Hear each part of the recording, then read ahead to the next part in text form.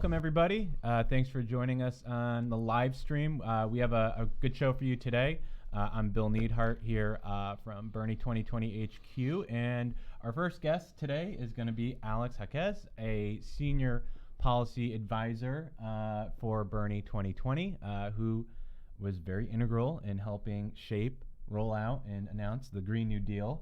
So Alex, thanks for being here. Thank you, Bill. Happy to be here. And what we are going to do for the first part of today, I think a lot of folks last night watched the climate town hall, and we had 7 hours of footage of people talking about climate change. But damn it, that was just not enough. And we want to know more about the Green New Deal.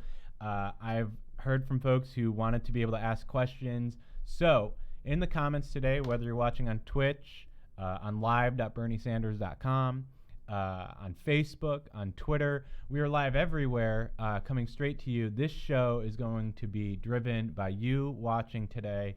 So get into the comments. I'm going to be reading them and asking Alex here to kind of tee off on some of the what the TV news might call boring, but I think pretty damn important because it's about saving the planet. Then we'll bring on Claire Sandberg, our organizing director, to talk about Plan to Win house parties. So right away, we're going to get right into it, and I have a couple questions here. So this actually has to do with something that was asked on MSNBC earlier today of Senator Nina Turner, one of our campaign co-chairs. Hallie Jackson on MSNBC was pretty interested into the price tag of the Green New Deal.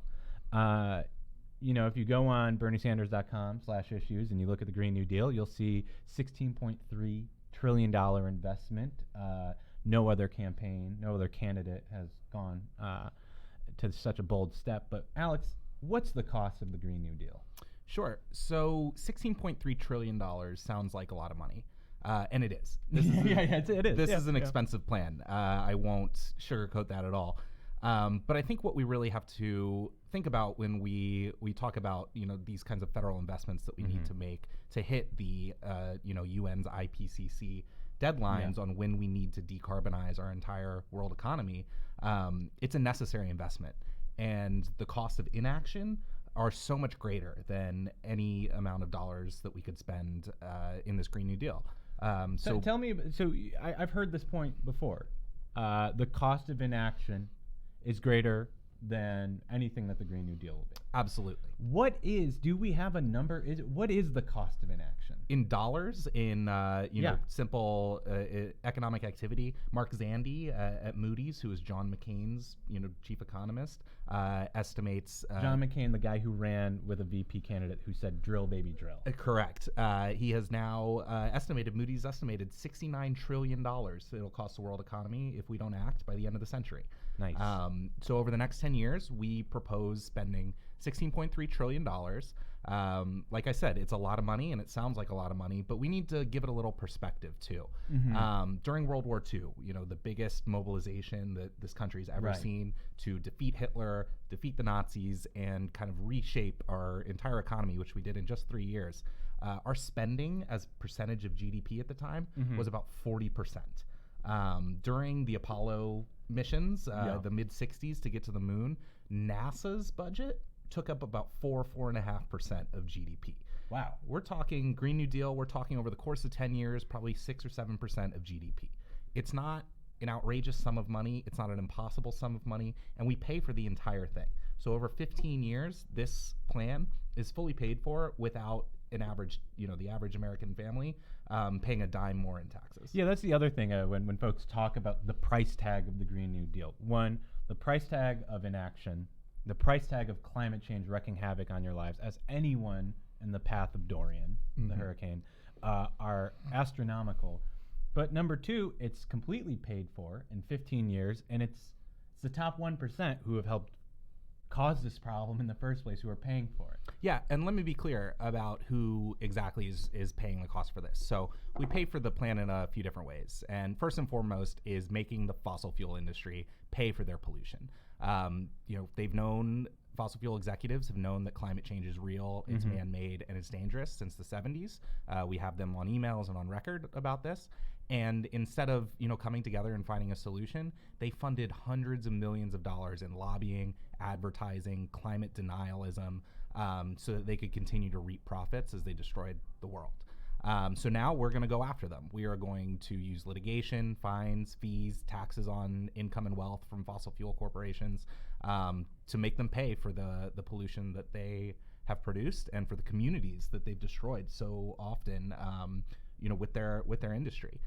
Second of all, which is a really big part of the plan that I don't quite think has been explored so much, is that we're relying on the federal government to build out the wind, the geothermal, the solar generation to generate the electricity that we need to get to carbon neutral.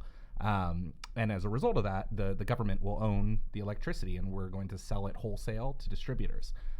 We pay for a significant part of the plan by selling that electricity, and we're also able to keep your electric bill at a stable rate while we do this, so there won't be a big spike in energy costs. And then after 15 years, once this plan is paid off, electricity will drop to virtually free. It'll just be cost of operations and maintenance because the federal government will own the electricity that it's selling to distributors. That's amazing. So I'm going to go to Facebook here because we're getting a ton of questions. First of all, we have one person who asked, should I ask my question now or wait? Ask now. Go for it. So there have been a few here just kind of pulling through a couple. Colin Cotter on Facebook. Can you expand on your ideas for a just transition? What about jobs in the fossil fuel industry? We have to be honest about that. How will you sell this idea to parts of the country that rely on the fossil fuel industry for employment? This is something before the show that we wanted to get into. So, Colin, thank you for your question. Do you want to take that? Yeah. So Bernie has said this many times. Fossil fuel workers are not his enemy. The guy that works on an oil rig, coal miners, absolutely not our enemy. And we need to make sure that they are protected and taken care of and made whole. Climate change is the enemy. Fossil fuel corporations who have put workers in unsafe, under-regulated workplaces, who have, cut pensions, cut benefits, and closed down, entire communities as their business went under and walked away with hundreds, millions of dollars in profit. Those are the people we want to take on. So in terms of a just transition, this is first and foremost in Bernie's mind. He has been an advocate for workers his entire life. He's fought against pension cuts, fought for fully funding the Black Lung Disability Trust Fund. He's going to make sure workers are taken care of. And what that means is, for 5 years after the Green New Deal begins, we're going to guarantee fossil fuel workers previous wages, so they will continue on being able to make what they made before until we get them into a new job. Yeah. Provide job training, relocation assistance if they need it. Education, go back to school and get a degree for free. And we're also going to guarantee them a new job in our new Green New Deal economy. We're creating 20 million jobs over the course of the decade of the Green New Deal, and we're going to prioritize those jobs for fossil fuel workers.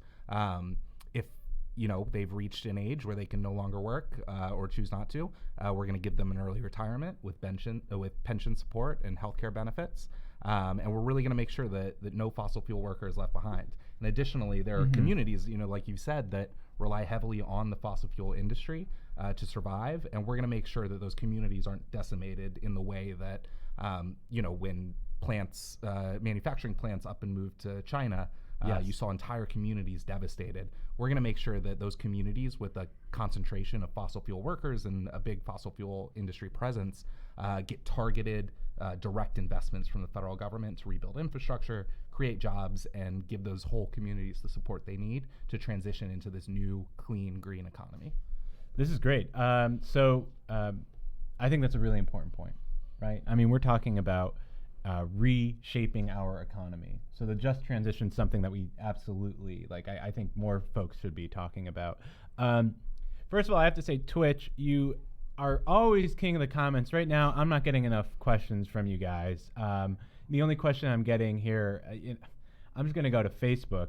Ethan Allswing on Facebook, he asks, how many jobs will the Green New Deal produce? That's a great. I just mentioned we're going to create 20 million new jobs over the course of 10 years. And where those jobs are going to come from? Yes. Go into a ton of jobs. We're going to virtually end unemployment. That's kind of what I want to get into here. 20 million jobs is the answer. That's the short answer. But can you go into the economic impact of what 20 million jobs created by Bernie Sanders' Green New Deal, that you said that ends unemployment? Can you go into that? Sure. So this will virtually end unemployment, and what I mean by that is that we are going to run a full employment economy, and we're going to make sure that everybody who wants a job and can work has one. And the way we're going to do that is, these massive, like I said, this is a $16.3 trillion plan, and when you buy a lot of things and you produce a lot of things, that creates a ton of jobs. So we're looking at the biggest investment in the auto industry, for example, since World War II, making electric cars to transition, our roads to carbon neutral. We're talking about weatherizing and retrofitting every single home in the country to make sure that they're energy efficient, saving money on energy costs, and able to withstand the impacts of climate, of extreme weather and climate damage. We're talking about sustainable agriculture, opening up. We want to end factory farms and these big wasteful, polluting outfits that we see, and we want to move towards smaller family farms where we can buy local food and get more people involved, especially disadvantaged and minority and disadvantaged communities involved in farming. We're talking about a new civilian conservation corps planting billions of trees, just how Franklin Roosevelt established his during the New Deal. There are going to be jobs, in virtually every sector of the economy that we're going to produce. And then another big part of that pay for is those jobs are going to create tax revenue for the federal government. When you put 20 million people to work, you create a lot of money. For the federal government, and we're that's partially how we pay for the plan. And these jobs, right? I mentioned before, a lot of the fossil fuel industry jobs are dangerous. They're thankless. They don't come with good benefits. They come with extreme health risks at times.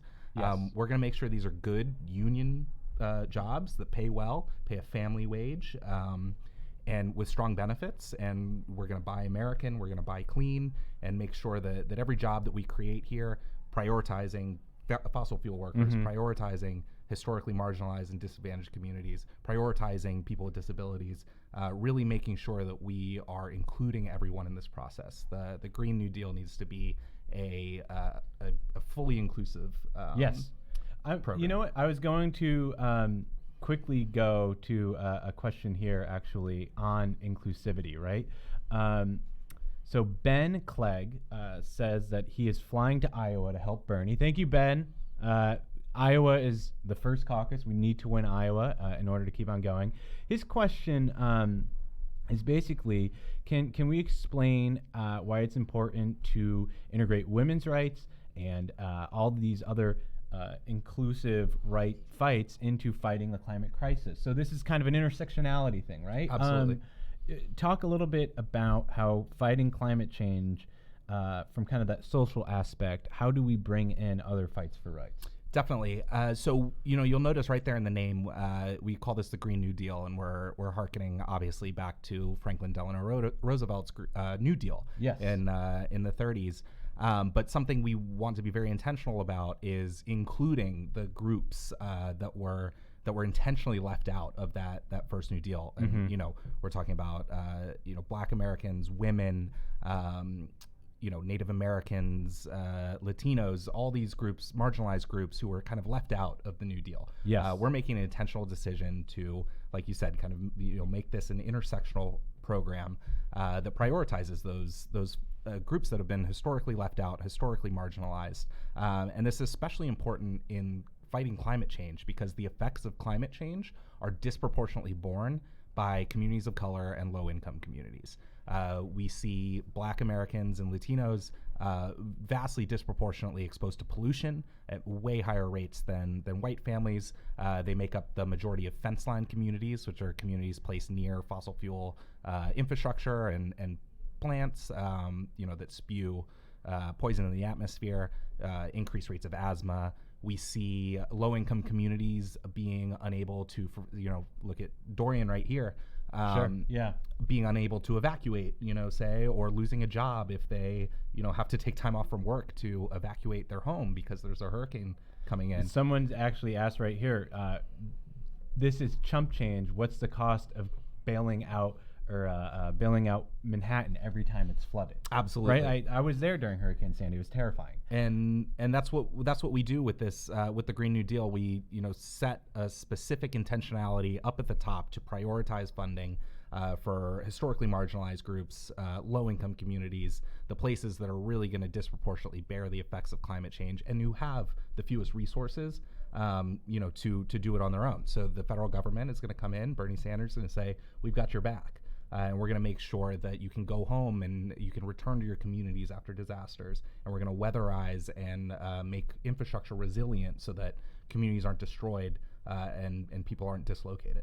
So I'm going to dive into the Twitch stream here because finally we're getting some good comments. Basically, I want to address a couple at once here. First, Trippy Pingo, this is completely unrelated, Trippy, but he asked if Bernie believes that video games cause gun violence. The NRA and the gun manufacturing industry are what's fueling our gun violence epidemic. Anyone who tries to blame anyone else is lying and are not telling the truth. That's what Bernie believes. That's what anyone who's fighting for sensible gun reform believes. And we're talking about intersectionality. I don't know how much that has to do with the Green New Deal. So you're welcome, Trippy Pingo. I got off topic just to answer your question. So another thing that I think is interesting here, Panda Squadron 69 says if a company is only profitable because it is destroying the environment, maybe it doesn't deserve to be profitable. That's interesting. Can you explain how Wall Street and other companies will be taxed to make this happen? So basically they want to get into how we go after the top drivers of pollution here. So can you explain how that's in the pay for, kind of? Sure. So, we're talking, Bernie has been very clear that we need to, that the rich, the wealthy, the 1% are not paying their fair share in taxes. You look at companies like Amazon, massively profitable companies who paid $0 in federal income tax. Bernie doesn't think that's right, and we're going to change that.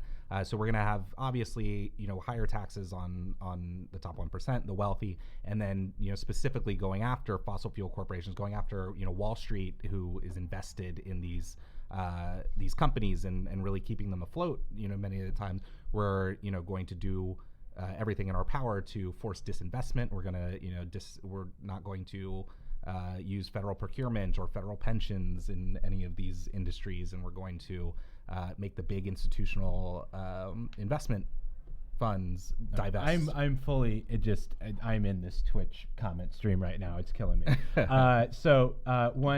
Masco82, how's the NRA causing gun violence? All right, I got distracted once. I'm going to get distracted again. The NRA is using its endless funnel of money and corruption to prevent any gun violence prevention legislation from passing in Congress. They're directly responsible for the epidemic of gun violence that we're seeing around this country. If you think that what America sees compared to every other major country on earth about the mass shootings that happen here, you can look to those countries and the laws that they've passed and look to America and the laws that we haven't. And the number one obstacle to getting those done is NRA and how they have bought and paid for multiple members of Congress, dozens of members of Congress, to prevent any progress from happening. So the Twitch channel, the Twitch stream chat is getting me off topic. But you know what? That's a great. I think we have a nice segue there in that Bernie Sanders is not afraid to name his enemies, and just like Bernie Sanders will stand up to the NRA. This is consistent in that you have a political establishment and the Republican Party, more specifically, that is bought and paid for by fossil fuel corporations. And we are saying to them that enough is enough, and we won't let them continue to buy our elections, buy our politicians, and buy their way out of destroying our planet. Yeah, and Daily Discourse is also prodding me repeatedly here. Keep them coming. I have to say, if you have questions, we'll answer them. He wants to hear us defend how this would end unemployment. 20 million jobs, first of all, would end unemployment. But let's really get into this, because if Daily Discourse wants to hear it, let's do it. Yeah, that we're putting pressure on the job market to reach full employment, where we are not currently at. We are not at the labor force participation of even the late 90s. We have room to go, and not only for the people that are unemployed, but the people who are underemployed, who aren't making that living wage that Bernie always talks about, who are not who are stuck in jobs that they would rather not be in. We are going to create, like I said, 20 million jobs over the course of 10 years. We're going to go on an unprecedented investment in hiring American workers and putting our entire country to work on defeating this challenge. And there is so much work to be done. I really can't oversell that. That's going to be taking place in every single community. We know where we need to invest. We know what needs to get done. We know the American people are ready to rise up and meet it. So we've gotten over 100 questions on Facebook alone. So I'm trying to comb through them all. We're not going to get to all of them, but a few folks have brought up what's going on in the Amazon right now. We're seeing, every time I see this, I just get incredibly depressed. I mean, the Amazon is burning. This rainforest that some people call the world's lungs, right? It provides so much oxygen. It has a massive effect on our climate. Multiple people have brought it up. I think one of the more interesting questions that I've kind of seen about this is, what does the Green New Deal, we've talked about how the Green New Deal would take place in America and what it would mean here domestically. But what would the Green New Deal mean for other countries, Bolsonaro and Brazil? The Amazon's burning. How does the Green New Deal help with this? Definitely, and that's a really important point, is that the United States accounts for only 15%, right, of current global emissions. But the United States is also the single largest emitter of greenhouse gases historically. We put in almost, double what the next most emitting country is. So we have a lot to make up for, basically. And we need to help the rest of the world hit these aggressive IPCC climate goals. Dickel Josh on Facebook right now, in all caps, how are you going to get China, Russia, and India on board? Totally. This is a global issue. They aren't slowing, and ignore the trolls all you want, but they don't have answers besides their big numbers of no unemployment. Ha ha ha ha, hilarious. Well, answer the troll. For sure. So what we do is, first, I think immediately is reassert America's place on the global stage as a leader on this issue, which I think it's safe to say has been thoroughly abdicated by President Trump and the Trump administration. So it means rejoining the Paris Agreement, but also going far beyond the Paris Agreement. We have $200 billion that we're investing into the Global Climate Fund over 10 years to help countries, less industrialized than the United States, in the global South, to be able to hit their carbon emissions goals and to raise living standards at the same time. So this means not just technology transfer, and which we will be doing a lot of developing the technology that's necessary for them to meet their climate goals, but also financing and really getting $200 billion, which is not a small amount of money. No. I think the President Obama, under the Obama administration, we have pledged $3 billion to the Global Climate Fund. And so we're talking $200 billion over 10 years. What that's going to do is reduce emissions in the non-China global South by 36%, which will mean the equivalent of the United States hitting our domestic emissions goals of 161% by 2030. So those are some stats, folks. I mean, don't call us a troll when we're bringing out the stats. We're going to continue here. I'm getting way more questions than I anticipated. I said we were going to wrap by 6:30. It's 6:25, and we have more to go. So buckle up. Give me a couple more. Yeah. Let's go for a few more here. Laura Werdenberger on Facebook is asking, let's not forget about those who are part of the nation's poor. They are disproportionately affected. This is something we kind of hinted at earlier, but I really want to get into here. Who bears the brunt of the damage brought by climate change? Definitely. And, like I talked about a little bit before, it really is. It's the communities, who can least afford Yeah. to take on the devastating damage. We always see, it's the low income communities, communities of color, people with disabilities. These are the people who are really being affected disproportionately by the climate crisis. And this isn't hypothetical. We are seeing this right now. We're seeing it today. Worse and more intense weather events, hurricanes, floods, storms, the massive wildfires out west. And so we have a climate justice fund for exactly this reason, where we're putting money into those communities to not only help them rebuild after disasters, but to fortify their communities, to invest in them, and to make sure that we are protecting frontline communities and fence line communities who are going to not only take they're going to bear the first, damages of climate change, but they're going to bear the disproportionate share. So that's what we really need to be, I think, be focusing on. This means cleaning up. We put $238 billion into cleaning up Superfund sites, which are, disproportionately in Black and brown communities. We're putting, $18 billion into additional firefighting resources, especially for the wildfires that we see. Yes. Out west and in California. We're going to pass the Water Act, which cleans up lead pipe and contaminated drinking water. We've seen Flint still doesn't have clean water. We see this contamination issue all over the country. Denmark, South Carolina, the water wells in Iowa. It's a devastating, every American has a right to clean water, Bernie thinks, and we're going to put the dollars behind that necessary. And the final question, which is one that I don't know if it's asked seriously or in jest, but I think it's one that we should answer anyway. What is the Green New Deal? That's a great question. Yeah. Let's really aim it. That's all right. That's the last question. I'm done reading through the comments. Sure.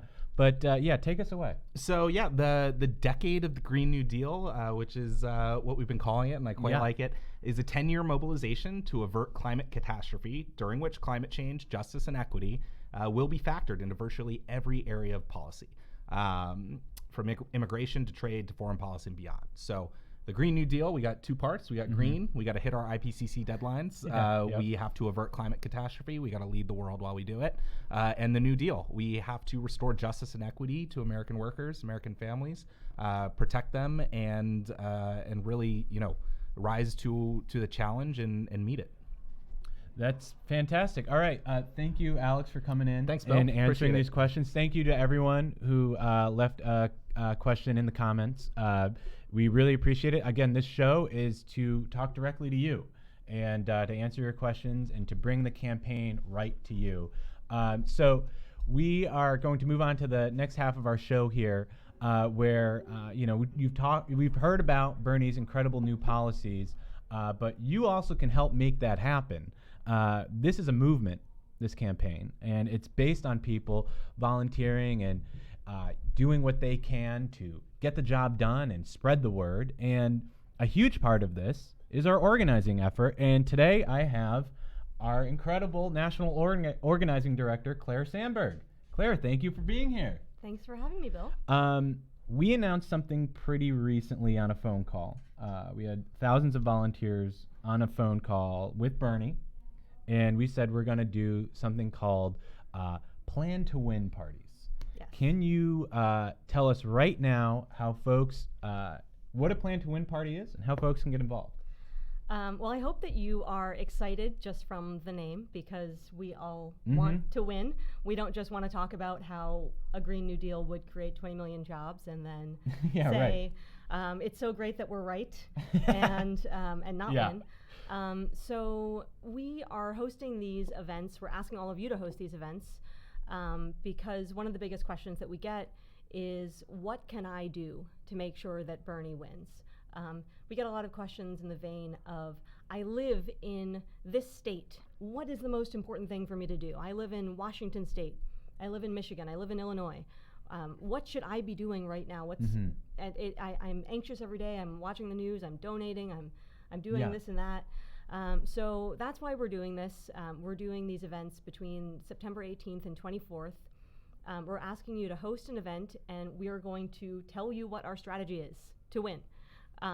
And then also tell you the most important things that you can be doing to make sure that Bernie wins. We have less than 5 months left until Iowa, Yeah. which sounds like a lot of time, but it's really not a lot of time. If you were ever a student and you thought the fall semester went by really quickly with all of the holidays, it's going to be here before you even know it. And we want to make sure that we have used this fall as best as we can Yes. and laid the critical groundwork and done the work so that we are set up for success when we have the Iowa caucus, and then we have the New Hampshire primary, we have the Nevada caucus, South Carolina, Super Tuesday, and beyond, and we are in a place where we're positioned to win the nomination. That's what it's all about. So if you want to help Bernie win, if you want to be part of this movement that we're building, if you want to be a leader in this movement that we are building, you host a Plan to Win party. How do you host a Plan to Win party? What does it take? How do you sign up? So you can go right now to berniesanders.com/host, and you can fill out the form, and you can set a date and a time for your Plan to Win party. You can decide whether it's a public party and you want other Bernie supporters in your area to come, and we'll invite them. We'll send them texts and emails, and we'll say, come on out to the Plan to Win party, learn the strategy.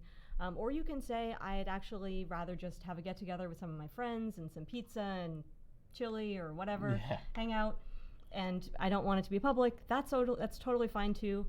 Regardless of whether it's private or public, we're going to give you all of the support that you need. You'll get a call from a volunteer. We have a bunch of guides to give you a preview on what happens in one of these parties. We're going to give you a very detailed video that outlines our strategy, that outlines what is the process for winning the Democratic nomination in detail, not just like, oh yeah, rah rah, we need to like get out the vote, but we're going to actually spell it for you. How does this work? What are the rules? Answer some questions that you probably have about what our strategy is, and then say, here is our plan. And then flowing from our plan as a campaign, here's what we need you to do. That's fantastic. I mean, you're giving people not only the tools to organize and to win, but you're giving them the knowledge and that strategy and that background. I mean, this, from what you have told me, and I've talked to a few folks who are planning some of these in Iowa, we're going to have, we already have over 1,000 of these planned, but we need to have more. So again, if you want to host a Plan to Win party, go to berniesanders.com/host, fill out the form, real simple, get started. And I guess, Claire, before we end the show here, is there, any plea you want to give to the people here about signing up to host a party and joining their local fellow Bernie supporters? I guess I just want to say, you don't want to look back on this and say, man, in 2016, we could have gotten there. And in 2020, I wanted to get involved, but I waited to get involved until right before Iowa. Or I donated a little bit, but I didn't really start volunteering because I thought, well, Bernie has so much money. Everyone knows who he is. Like, we're on track to win this thing. Mm-hmm. You don't want to look back on this moment in history and think, I missed out on the chance to make sure that we could actually pass a Green New Deal, that we could actually get Medicare for all, right? That we could actually defeat Donald Trump. I mean, Bernie is the best candidate to beat Trump, and we all have to treat that as an emergency for our democracy and everything that we care about. So the work that we do as a movement over the next 5 months is very important, and every hour actually is important, and it's important that we maximize it. So that's why we're doing this. And also, just to your point about how we're giving people a lot of information, I don't know about you, but I don't really like to be told what to do without being told why. Yes. Well, even though you did sit down in this chair when I barely told you what I was going to be asking you. That's true. But we do want to answer all of your questions, because we're going to be asking a lot of you. We're going to be asking a lot of your time. Yeah. And a political revolution is not an easy thing to achieve. So we feel like we have an obligation to explain to you why we're going to be asking you to do these things. And this is why we're going to kick off a very exciting fall with a lot of stuff happening with these events. So thank you so much, Claire. So just to round out today, if you go to berniesanders.com/host, you can sign up to host a Plan to Win party. And not only get read in on our strategy to win, but be a critical part of how we are going to win. It's our organization, which you're leading, Claire. Thank you so much. That is going to be the difference for Bernie Sanders. That's always been what it is. So again, if you want to see Bernie Sanders in the White House, if you want to see a Green New Deal, if you want to see Medicare for all, if you want to see finally Washington standing up to end gun violence, go to berniesanders.com/host. It's a great step to do that. Other than that, this has been a really great show. Thanks for joining us. Go Pack Go. And yeah, thank you for watching.